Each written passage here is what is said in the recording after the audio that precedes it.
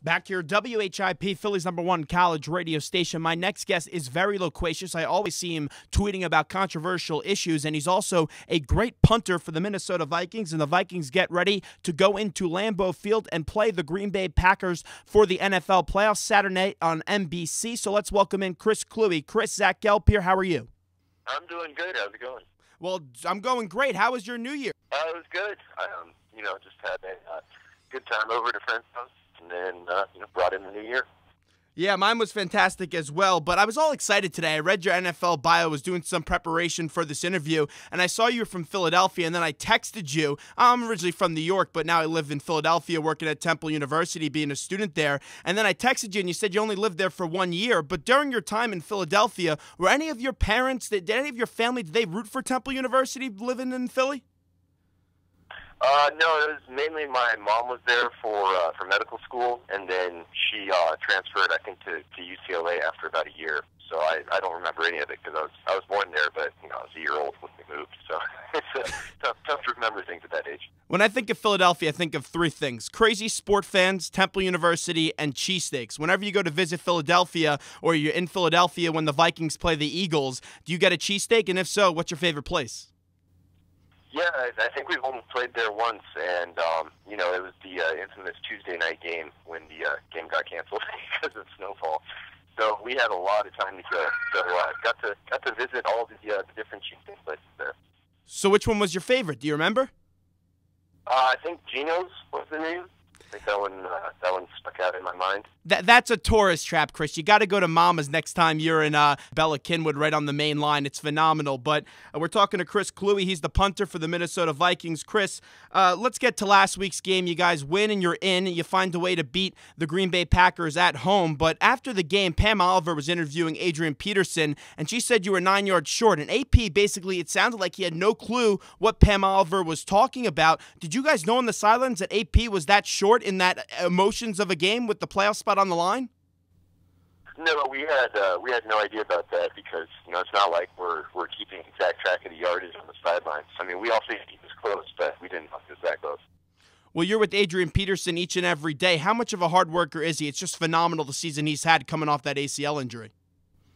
He's just an amazingly hard worker. He's always in the weight room, always trying to get better, and he approaches the game with a lot of passion, a lot of heart, and I think everyone saw that this year in him coming back from such a usually terrible injury to the ACL, and not only coming back strong, but almost setting the NFL single season rushing record. It's been an incredible year, probably one of the best running backs in the history of the league from a season standpoint, what he had from a statistical standpoint. I know he fell a little bit short of Dickerson, but he had 40, 50 carries, something less than Dickerson had in his record-breaking year. Should Adrian Peterson be the MVP of this league? I think so, but some people may say it could be Peyton Manning out there in Denver.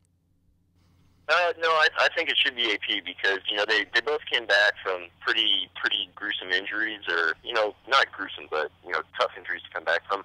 But you look at what AP's done, and the fact that I think one of the stats I saw today, the amount of rushing yards he had in December was more than 14 teams had for their entire year.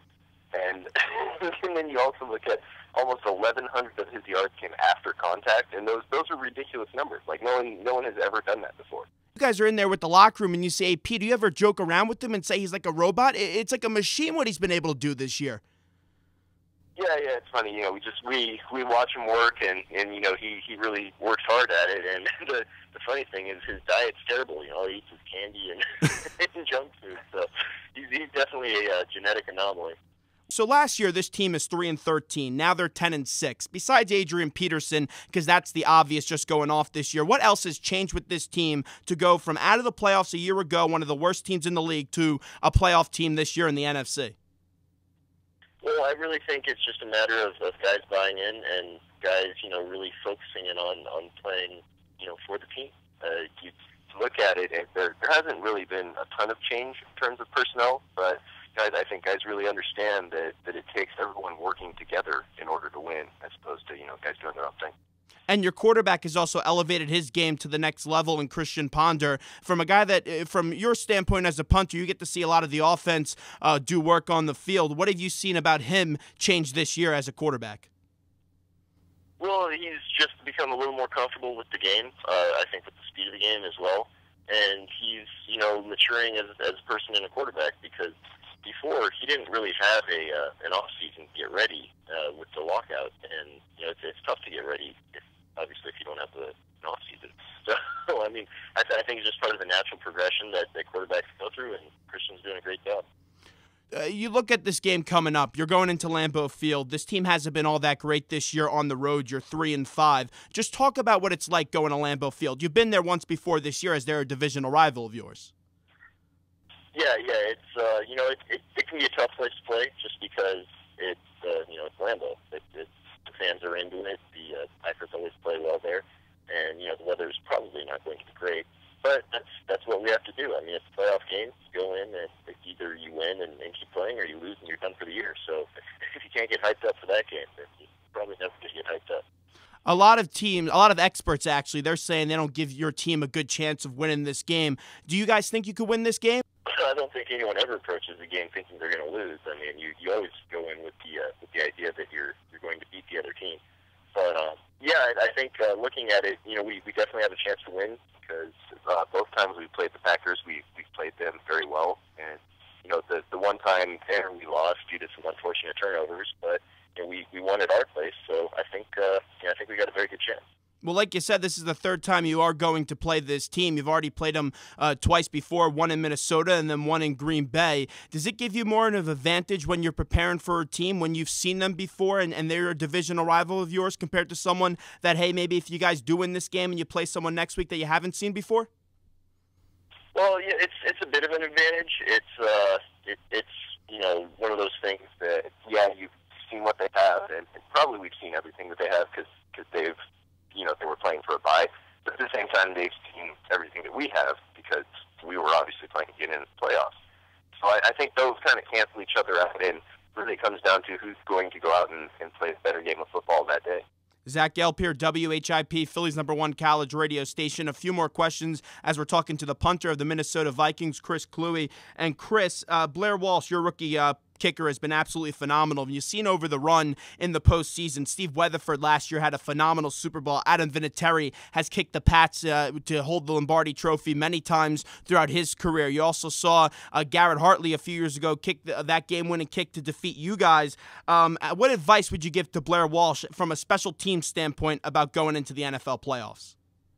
Well, it's great to have him on the team because we were a little not concerned, but more just kind of questioning about what he would be like replacing Ryan, because Ryan was with us for a long time, did a great job, but Blair's just had an absolutely phenomenal year as well, and I think he'll probably end up being an All-Pro his rookie year, which is pretty tough for a kicker to do, and he's been money on almost every single kick.